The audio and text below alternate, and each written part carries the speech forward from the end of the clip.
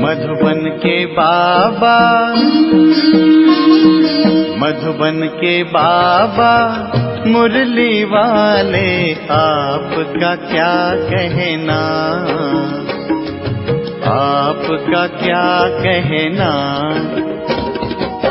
ओम शांति। आज 13 जुलाई 2023 के साकार मधुर महावाक्य हैं। आज मीठे मीठे बाबा दादा बोले, मीठे बच्चे, देह सहित सब कुछ भूल पूरा बैगर बनो, शिवपुरी और विष्णुपुरी से अपना बुद्धि योग लगाओ। बाबा ने कहा, मीठे बच्चे, देह सहित सब कुछ भूल पूरा बैगर बनो, शिवपुरी और विष्णुपुरी से अपना बुद्धि योग लगाओ।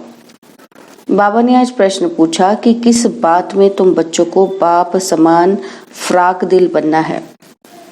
और उत्तर में बाबा कहते, जैसे बाबा फ्राक दिल बन तुम बच्चों से कखपन ले तुम्हें विश्व की बादशाही देते हैं, ऐसे तुम्हें भी फ्राक दिल बनना है।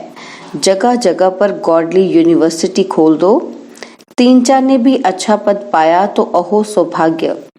सपूत बन सतगुरु का शो करो, कभी भी किसी से पैसा आदि नहीं मांगो। मुरली का गीत है, बचपन के दिन भुला न देना। ओम शांति। बच्चों को बहलाने के लिए यह सब गीत हैं। बाप दादा और मम्मा, मम्माएं 2 होती हैं, दादी और माता। यह तुम्हारी दादी भी है। तुम ब्रह्मा की बच्चियां हो और शिव की पौत्रियां हो। मम्मा भी ब्रह्मा की बच्ची सरस्वती है, शिव बाबा की पौत्री है। बच्चों को संभालने के लिए जगदम्बा निमित्त बनी हुई है। शिव बाबा है बहुरूपी। वह बहुत खेलपाल करते हैं। सहेज माना मनोरंजन होते हैं ना। जब सगाई होती है तो बहुत सहेज करते हैं, और जब शादी का समय होता है तो दोनों ही फटे हुए कपड़े पहनते हैं, तेल लगाते हैं। यह रस्म भी यहाँ की है। तुम बच्चों को भी बाबा समझाते हैं, पूरा बैगर बनना है। कुछ भी नहीं होगा तो सब कुछ मिल जाएगा। देह सहित कुछ भी न रहे। शिवपुरी विष्णुपुरी तरफ ही बुद्धि योग लगाना है, और कोई चीज में आसक्ति नहीं हो। तो देखो, बाबा बच्चों को बहलाते हैं। यह भी बाबा के अनेक राज हैं। देखो, मीरा का कितना गायन है। लोक लाज खोई सिर्फ पवित्रता के कारण। कितना नाम निकला है। उनको तो अमृत भी नहीं मिला, सिर्फ श्री कृष्ण से प्रीत थी। श्री कृष्ण पुरी में जाऊंगी इसलिए विष को छोड़ा। जैसे पति के पिछाड़ी स्त्री सती बनती है ना। अब ऐसे तो नहीं कि मीरा याद करते करते कृष्णपुरी में गई। मीरा को तो 500-700 वर्ष हुआ होगा। भक्तिन बहुत अच्छी थी, इसलिए कोई अच्छे भक्त के घर जन्म लिया होगा। उनका नामाचार कितना आता है। यह तो भक्त मीरा थी, और तुम सच्ची ज्ञान मीराएं बनती हो। तुम आई ही हो सूर्यवंशी चंद्रवंशी महारानी बनने के लिए। भल पहले अनपढ़े पढ़े के आगे भरी ढोते हैं, परंतु महारानी तो बनेंगी ना। अगर बचपन को भूल हाथ छोड़ दिया, फिर तो कभी भी नहीं महारानी बनेंगी, और ही प्रजा में भी कम पद पाएंगी। वैकुंठ में आएंगे परंतु कम पद। बाबा ने समझाया है कि भक्ति करने वालों से भी पूछना चाहिए कि तुम क्या चाहते हो, श्री कृष्ण की भक्ति क्यों करते हो। जरूर दिल होगी उनकी राजधानी में जाएं, परंतु वहां जाएंगे कैसे। बहुत मनुष्य कहते हैं कि हमको शांति चाहिए, परंतु अशांति तो सारी दुनिया में है ना। तुम एक को शांति मिलने से क्या होगा। हम तुमको 21 जन्मों के लिए सदा सुखी बना सकते हैं। देवताएं इस भारत में ही सदा सुखी थे। अब वह राजधानी स्थापन हो रही है। यहाँ तो है ही माया का राज्य। शांति मिल नहीं सकती। शांति के लिए अलग जगह है, सुख के लिए अलग जगह है। सुख धाम माना सब सुखी, कोई एक भी दुखी नहीं रहता, और दुख धाम में फिर एक भी सुखी नहीं रहता। यथा राजा रानी तथा प्रजा, यहाँ सब दुखी ही दुखी हैं। सुख धाम में तो जानवर भी कभी दुखी नहीं होते। शांति की दुनिया अलग है, जिसको निर्वाण धाम कहते हैं। बुद्ध पार निर्वाण गया, परंतु गया कोई भी नहीं है। अगर खुद चला गया तो फिर क्या करके गया। सब दुखी ही दुखी हैं, सब लड़ रहे हैं। बर्मा सिलान बौद्धियों की है, वह भी कहते कि हिंदू निकल जाएं, सहन नहीं कर सकते। अब बाबा भी देखते हैं कि अनेक धर्म हो गए हैं तो सहन नहीं कर सकते हैं, इसलिए सबको एकदम निकाल देते। सत्युग में सिर्फ एक धर्म रहता है, यह सब ज्ञान तुम बच्चों की बुद्धि में है। चित्र हाथ में उठाए वानप्रस्थियों की सर्विस करनी चाहिए, मंदिरों में घुस जाना चाहिए, उन्हों से जाकर चिट चैट करनी चाहिए। शंकर के आगे शिवलिंग दिखाते हैं तो जरूर वह शंकर से बड़ा हुआ ना। अगर शंकर भगवान का रूप है तो फिर उनके सामने शिवलिंग रखने की क्या दरकार है। यह सब सन्यासियों का फैलाव है, वह अपने को ब्रह्म ज्ञानी तत्व ज्ञानी कहलाते हैं। शिव का तो उन्हें पता भी नहीं है। ब्रह्म तत्व तो रहने का स्थान है, वे तो ब्रह्म और तत्व को एक नहीं मानते हैं। अच्छा, ब्रह्म ज्ञानी तत्व ज्ञानी हैं, फिर अपने को शिव क्यों कहलाते हैं। वह तो समझते हैं शिव भी एक ही है, ब्रह्म भी एक ही है। अगर एक ही है तो भला तीन नाम अलग अलग क्यों किए हैं। शिव की तो लिंग रूप में पूजा होती है। ब्रह्म अथवा तत्व की पूजा किस रूप में दिखलाई है। वह तो रहने का स्थान। मनुष्य तो बहुत मूंझे हुए हैं। तुम बच्चों को अब होशियार होना है। सन्यासियों से भी कोई निकलेंगे जो असल देवी देव छठ उठा लेंगे। कोई 3-4 जन्मों से कन्वर्ट हुए होंगे तो इतना जल्दी नहीं निकलेंगे। ताजे गए हुए होंगे तो छठ निकलेंगे। बाबा में कशिश है ना, आत्माएं हैं सुई, बाबा है चुंबक। अब सुइयों पर कट चढ़ी हुई है, कट वाली सुई ऊपर जाए कैसे। जंग वाली चीज घासलेट में डाली जाती है। बाबा इस ज्ञान अमृत से सबकी कट निकालते हैं, फिर हम सच्चा सोना बन जाएंगे। तुम पत्थरनाथ से अब पारसनाथ बनते हो। भारत पारसपुरी थी, अब सोने का दाम कितना चढ़ गया है, फिर वहां बहुत सस्ता हो जाएगा। अब यह भारत पत्थरपुरी बना है, फिर पारसपुरी बनेगा। हमारी बुद्धि में वह चक्र फिरता रहता है, सारा दिन चक्र बुद्धि में फिरेगा, तब ही चक्रवर्ती राजे रानी बनेंगे। दुनिया में इन बातों को कोई भी नहीं जानते हैं। तुम जानते हो सत्युग में जो राज्य करते उनके 84 जन्म फिर त्रेता वालों के जरूर कम होंगे। कहाँ 84 जन्म, कहाँ 84 लाख दिखलाते हैं। फिर तो कल्प भी इतना लंबा चाहिए जो इतने जन्म हो। हैं सब गपोड़े। हमेशा पहले तो चित्र सामने दे देना चाहिए। पैसा तुम कभी नहीं मांगो, तुम्हारा काम है उनको देना। कुछ भी देना होगा तो आपे ही देगा। कोई दाम पूछे तो बोलो बाबा तो गरीब निवाज है, गरीबों के लिए तो फ्री है। बाकी साहूकार जितना देंगे उतना हम और भी छपाएंगे। पैसा कोई हम अपने काम में नहीं लगाते हैं, जो मिलता है वह औरों के ही काम में लगाया जाता है। साहूकार ही तो धर्मशाला आदि बनाएंगे ना। हाँ, गरीब भी बना सकते हैं, इसमें खर्चा कुछ नहीं है। जैसे ककोड़ गांव की माता कहती है कि मैं सेंटर खोलूं, ऐसी गॉडली यूनिवर्सिटी में 3-4 ने भी अच्छा पद पा लिया तो ओहो भाग्य उनका। इसमें फ्राक दिल होना चाहिए। बाबा देखो कितना फ्राक दिल है, कखपन ले और बादशाही दे देते हैं। सपूत बच्चे ही बाबा की सर्विस कर सकते हैं, कपूत क्या करेंगे। कपूत को थोड़े बाप वर्षा देंगे। तुमको भी सतगुरु का शो करना है। काम अथवा क्रोध में आए तो गोया सतगुरु की निंदा कराई, फिर पद पा नहीं सकेंगे। बहुत संभाल करनी चाहिए। तुमको सब धर्म वालों को समझाना है। मुसलमानों को भी समझाओ कि तुम खुदा की बंदगी करते हो तो जरूर बंदे ठहरे। भल खुदा कहाँ है। खुदा ही रचयिता और रचना का नॉलेज बता सकते हैं। वह तो रहते हैं शांति धाम में। उनको याद करने से तुम शांति का वर्षा ले सकते हो। वर्षा लेते लेते विकर्म विनाश हो जाएंगे और फिर तुम खुदा के पास चले जाएंगे।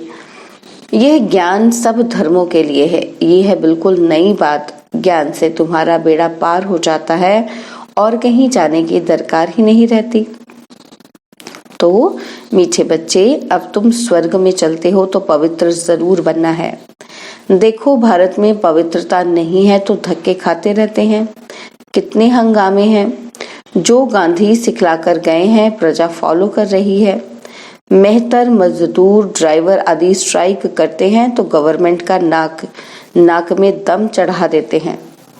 गवर्नमेंट उनको साफ कह देती है कि इतना खर्चा हम कहाँ से लाएं।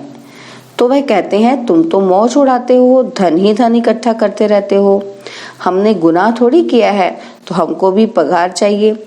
स्ट्राइक कर लेते तो धंधा ठहर जाता है। ये सब होना ही है। कहाँ अनाज सब्जी नहीं मिलेगी, दूध नहीं मिलेगा, यहाँ तहाँ खिचपिट है। ये सब हंगामा होकर शांति होगी।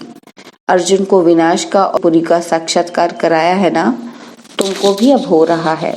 देखो तुम कितने लाडले बच्चे हो, बहुत जन्मों के अंत में आकर मिले हो तो पूरा सौभाग्य लो। तो जब मुरली चल रही थी तो बाबा ने बारिश के बारे में बात की, क्योंकि बारिश बहुत तेज पड़ रही थी।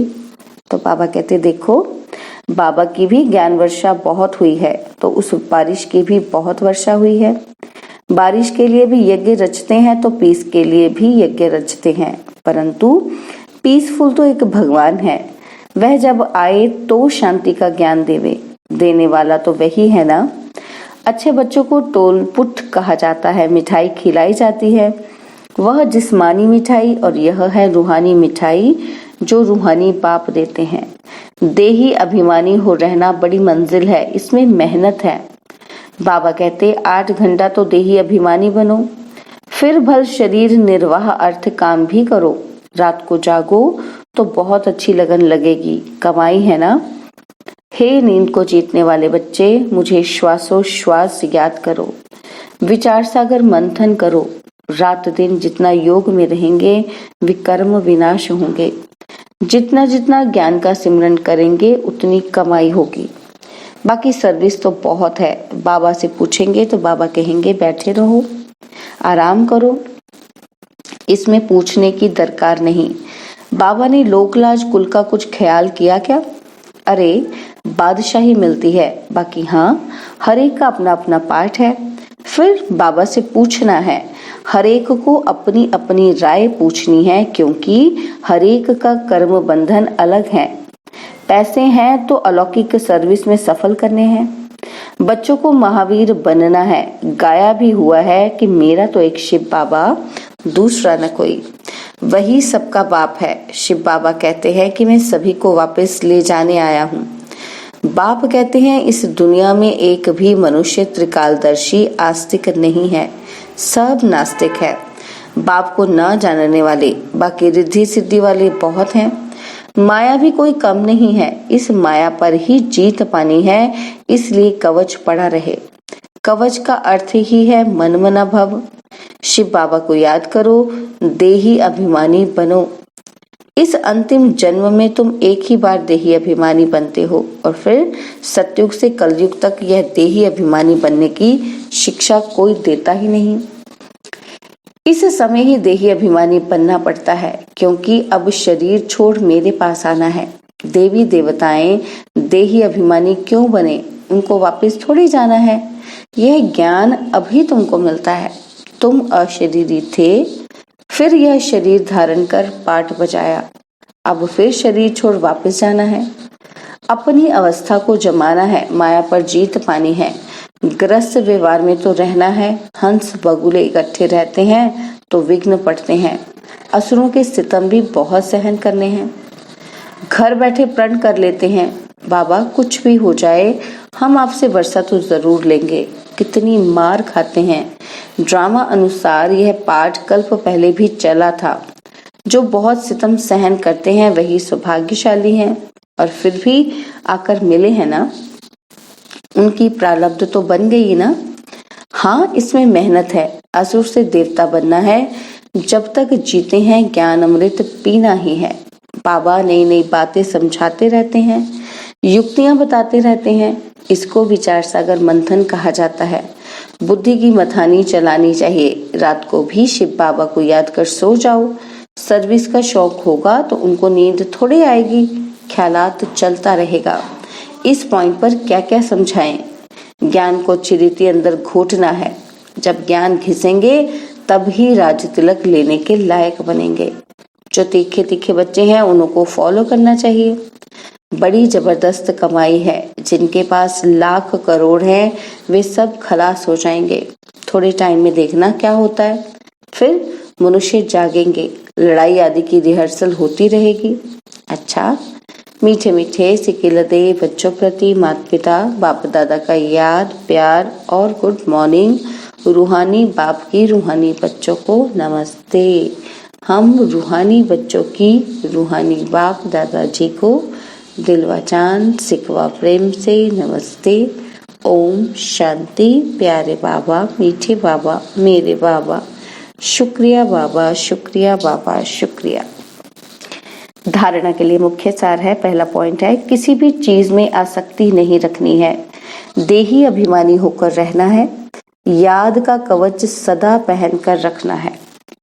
सेकंड पॉइंट है, नींद को जीत श्वासोश्वास बाप को याद करना है, ज्ञान का सिमरन कर कमाई जमा करनी है, बुद्धि की मथानी चलानी है।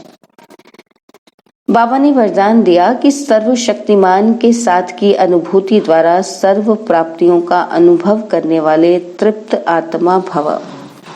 सर्वशक्तिमान के साथ की अनुभूति द्वारा सर्व प्राप्तियों का अनुभव करने वाले तृप्त आत्मा भव। जहाँ सर्वशक्तिमान बाप है वहाँ सर्व प्राप्तियों का अनुभव स्वतः होता है। जैसे बीज है तो झाड़ समाया हुआ है, ऐसे सर्वशक्तिमान बाप का साथ है तो सदा मालामाल, सदा तृप्त, सदा संपन्न होंगे। कभी किसी बात में कमजोर नहीं होंगे, कभी कोई कंप्लेंट नहीं करेंगे, सदा कंप्लीट।